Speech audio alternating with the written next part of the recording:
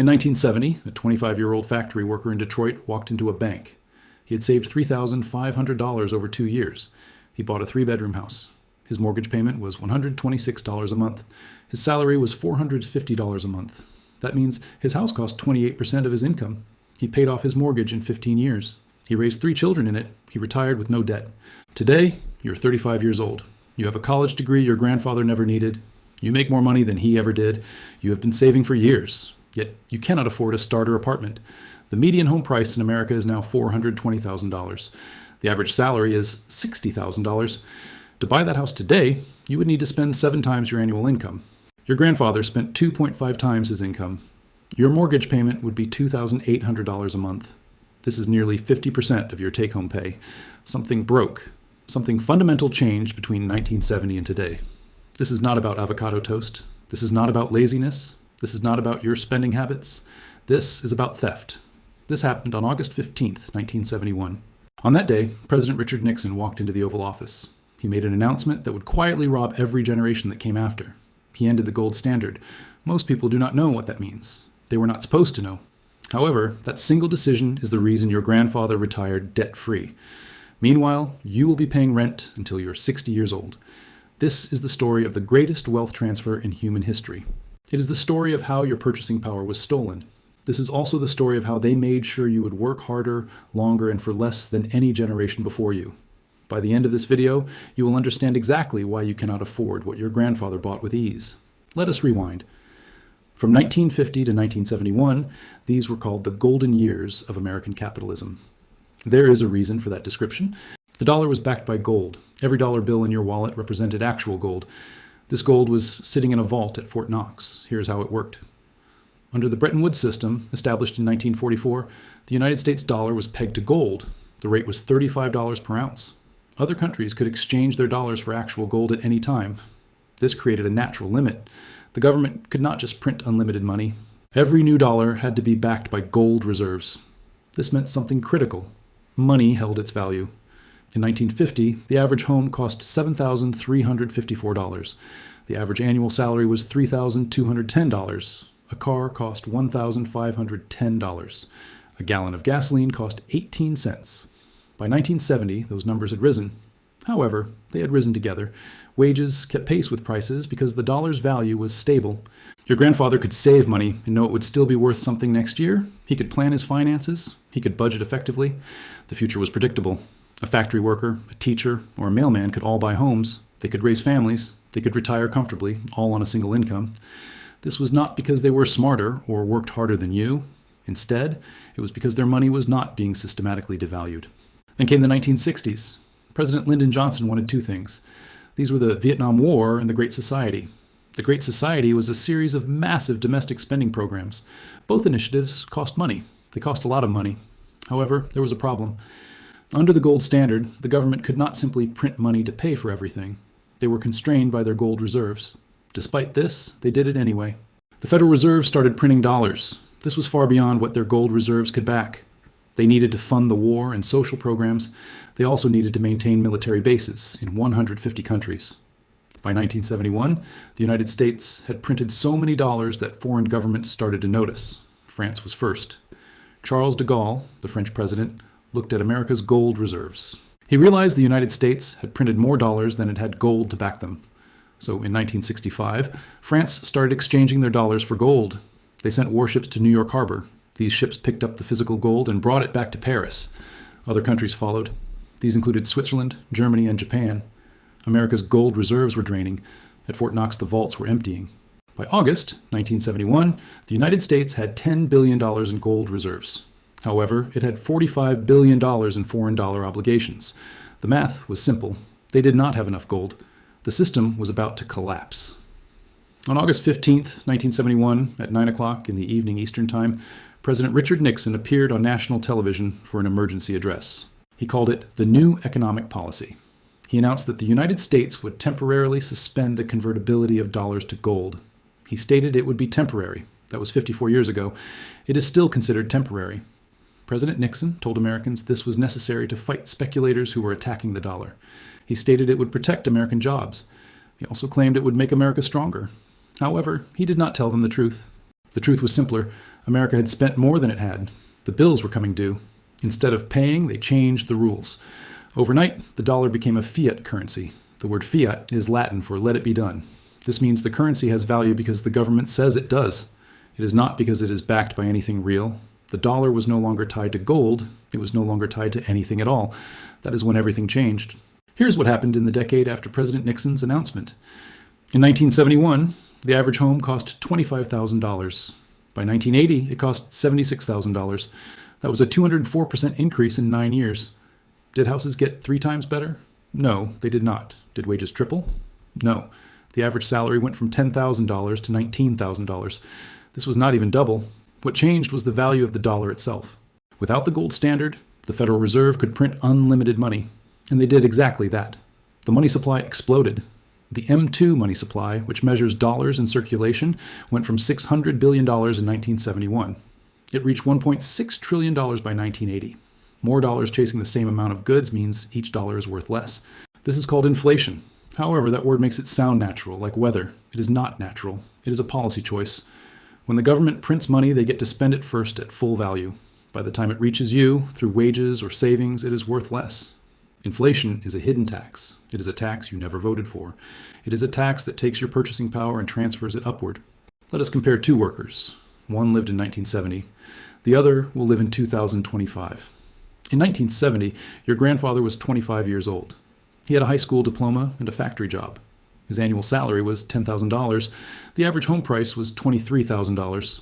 The home price to income ratio was 2.3 times. By saving 20% per year, or $2,000, he could afford a down payment in 2.3 years. His mortgage at 7% interest was $153 per month. That was 18% of his gross income. His wife did not need to work. He had a pension. He retired at 65 years old. His mortgage was paid off. In 2025, you will be 35 years old. You have a college degree with $40,000 in student debt. You have a professional job. Your annual salary will be $60,000. The average home price will be $420,000.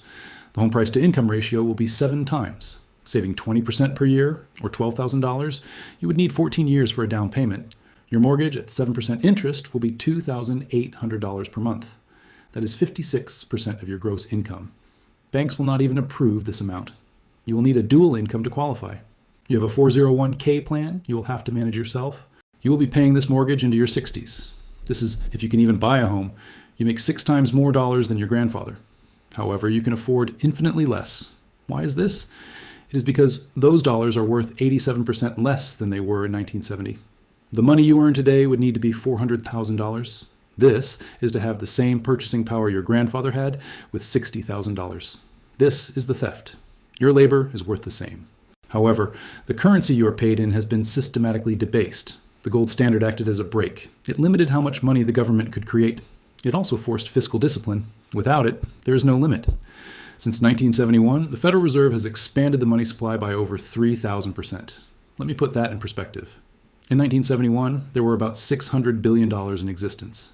Today, there are over $21 trillion. That is 35 times more dollars, competing for houses, food, healthcare, and education.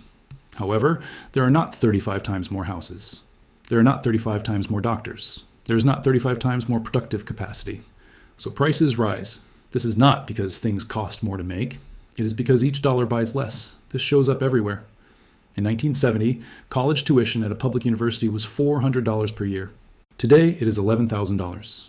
A new car was $3,500. Today, it is $48,000. A gallon of milk was 62 cents. Today, it is $4.50. Medical insurance for a family was $200 per year. Today, it is $22,000. The goods did not change. The dollar changed. Now here is where it gets even darker. Inflation does not affect everyone equally. If you own assets like stocks, real estate, or businesses, inflation makes you richer. This is because the nominal value of those assets rises with the money supply. Your grandfather's house that cost $25,000 is now worth $380,000. He did not do anything. The house did not get better. However, the dollars got worse, so the price went up. If he held onto that house, he captured that inflation. His wealth compounded. However, if you do not own assets, if you only have wages, you get destroyed. Your salary might go up 3% per year. However, real inflation is running from 7 to 10%. You are losing ground every single year. This creates a 2-tier system. The asset-owning class gets richer automatically. The working class works harder just to stay in place. This is called the Cantillon effect. It is named after 18th century economist Richard Cantillon. He observed that when new money enters the system, those closest to the money printer benefit first. By the time it reaches the average worker, prices have already risen significantly. Post-1971, this effect went into overdrive. Banks get money first at near 0% interest from the Federal Reserve. They buy assets. Those assets then inflate in value. By the time your paycheck arrives, rent is up, food is up, gasoline is up. You're always playing catch-up. You always will be. Let us talk about the housing market specifically. This is where the theft is most visible. In 1971, home ownership rates in America were 64%. By 2024, they had barely moved, reaching 65%. However, the experience is completely different. In 1971, the median age of a first-time homebuyer was 25 years old. Today, it is 36 years old. You're waiting 11 years longer to buy your first home than your grandfather did. Why is this the case? It is because the down payment is now almost impossible for many. A 20% down payment on a $420,000 house is $84,000. With a $60,000 salary, saving 20% per year means you need 7 years of perfect saving. This requires no emergencies, no vacations, and no unexpected costs. Your grandfather saved $2,000 and bought a house in 2 years. Here is the really insidious part. Because you cannot afford 20% down, you are forced into higher interest loans. These include Federal Housing Administration loans and private mortgage insurance. This results in higher monthly payments. The system is designed to extract maximum wealth from you over time. A 30-year mortgage at 7% means you will pay $672,000 for a $420,000 house. That is $252,000 in interest. This is more than half the cost of the home. Your grandfather paid $27,540 in interest over 15 years. This was about 20% of the home's value. You are paying 60%. Because wages have not kept pace with home prices, you are paying this with devalued dollars. This means you are working more hours of your life to service debt. This is extraction. This is the system working exactly as designed. Now, let us talk about who benefited from the end of the gold standard. It was not you. It was not your parents. It was not small businesses. The financial sector benefited. In 1970, finance and insurance represented 3.5% of the United States gross domestic product. By 2024, it is 8.3%. The financial industry has more than doubled its share of the economy. This occurred without producing anything tangible. They do not build houses. They do not grow food. They do not manufacture goods. They extract. They act as intermediaries. They financialize. Since 1971, we have seen the rise of several financial mechanisms. These include credit cards with 24% interest and adjustable rate mortgages. We also saw the emergence of subprime lending and private equity. Furthermore, stock buybacks and quantitative easing became common. All of these are mechanisms designed to extract wealth from productive workers. They transfer it to capital holders. The game changed in 1971. Before that, you could work, save, and build wealth. After 1971, you work, save, and watch. Your savings lose value while asset prices rise beyond your reach. Some people might argue that wages have also increased. They are technically correct and practically wrong. The median household income in 1971 was $10,000. Today, it is $75,000. That is a 7.5 times increase. However, remember that the money supply increased 35 times. Your wages went up 7.5 times. The number of dollars chasing assets went up 35 times. You lost. You lost badly. This situation worsens when you factor in dual incomes. In 1970, 40% of households had 2 incomes. Today, 66% of households have 2 incomes. Therefore, you are making less in real terms. You're also using 2 incomes to achieve less than your grandfather did with 1. Your grandmother did not have to work because 1 income was enough. Today, 2 incomes are not enough. People also tell you that you are not working hard enough. Here is what really happened. August 15th, 1971 was a choice. It was a policy decision. Nixon could have raised taxes to pay for the war. He could have cut spending. He could have made hard choices. Instead, he chose to debase the currency. He chose to steal from the future to pay for the present. Every president since has continued this theft. When the 2008 financial crisis hit, the government bailed out banks. They used $700 billion in printed money. When the COVID pandemic hit in 2020, they printed $5 trillion. The money supply increased 40% in just 2 years. This 40% increase had major consequences. Housing prices soared. The stock market hit all-time highs. Billionaire wealth increased by $2.1 trillion during the pandemic. Meanwhile, most people received $1,200 checks and were told to be grateful. This is the pattern. A crisis hits, and the government prints money. Asset holders get richer. Meanwhile, workers fall further behind. This cycle repeats itself. Let me show you one more chart that makes this crystal clear. This chart shows worker productivity versus wages. From 1948 to 1971, productivity and wages moved together.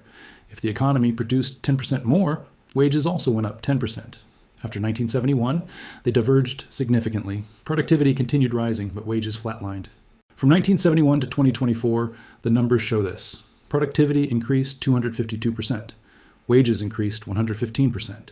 You're producing twice as much value. You're being paid half as much for it. Where did that wealth go? It went to capital. It went to shareholders. It went to the top 1%. The top 1% of Americans now own 32% of all wealth. In 1971, they owned 23%. The bottom 50% of Americans own just 2% of all wealth. In 1971, they owned 4%. This shows wealth concentrating upward at an accelerating rate. The engine driving this concentration is monetary debasement. So what can you do? First, understand the game. Your grandfather lived in a world where savings worked. $1 tomorrow was worth roughly $1 today. You, however, live in a different system. This is a system where your savings lose 7 to 10% per year to inflation. Holding cash is therefore losing value. This happens slowly and silently. Second, acquire assets. This is why financial advice has changed. Your grandfather was told to save, but you are told to invest. It is not because investing is smarter. Rather, it is because the system now punishes savers and rewards asset holders. You have to play the game, even though the game is rigged against you. Real estate, stocks, Bitcoin, and gold are all examples. Acquire anything scarce that cannot be printed. Third, understand that this is not sustainable. Every fiat currency in history has eventually collapsed. The dollar's 54-year run is long by historical standards. However, it is not permanent. Rome debased their currency. It took 200 years, but the empire eventually collapsed. Weimar Germany also printed money. The currency became worthless in just 4 years. In Zimbabwe, printing money led to inflation that hit 79.6 billion% per month. The dollar is walking the same path as these currencies. It is just doing so more slowly. Since 1971, the United States has run budget deficits 48 out of 54 years.